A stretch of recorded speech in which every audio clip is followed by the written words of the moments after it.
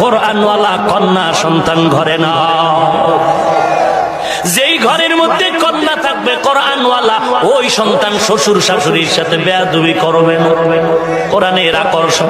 এর নবীর উম্মতের দল, আজ আমার দেশের মানুষ বিয়া করানোর আগে বেয়াই সাহেবের সাথে কন্টাক্ট করে বিদেশের সার্টিফিকেট দিবেন।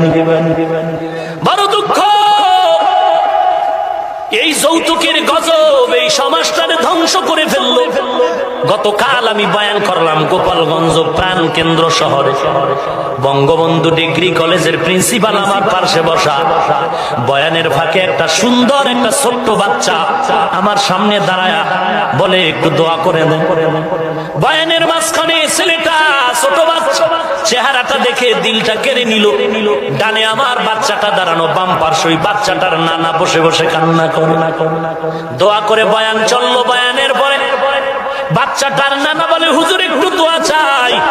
আমি বললাম কি ব্যাপার? বলে বাচ্চাটার মা নেই। আমার মেয়ে, দুইটা মেয়ের ছোট মেয়েটা আমার বড় আদরের।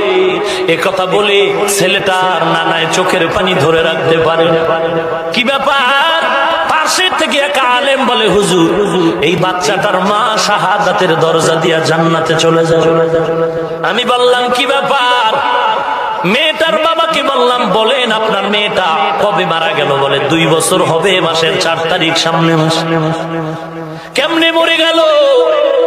বলে হুজুর বুঝলাম না, ওর শ্বশুর বাড়ির ওর স্বামী আর ফ্যামিলির লোকেরা এমন ভাবে কুড়াল দিয়া মেয়েটারে কেটেছে, সহ্য করা যায় না।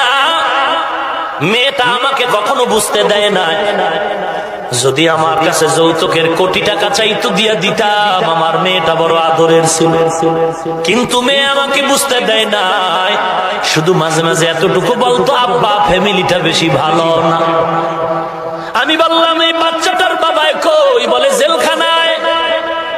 আজকে যারা নারীর অধিকারের স্লোগান দাও, যৌতুকের মামলা বন্ধ করতে পারো না, আমি বরিশালের ভাষায় বলে গেলাম তোমরা লুচ্চা, চূড়ান্ত লম্পট। ইসলাম ছাড়া নারীর অধিকার কেউ দিতে পারে না। নারীর অধিকার যদি রক্ষাই করতে চাও, যৌতুকের ঘরে আগুন লাগায়া দাও।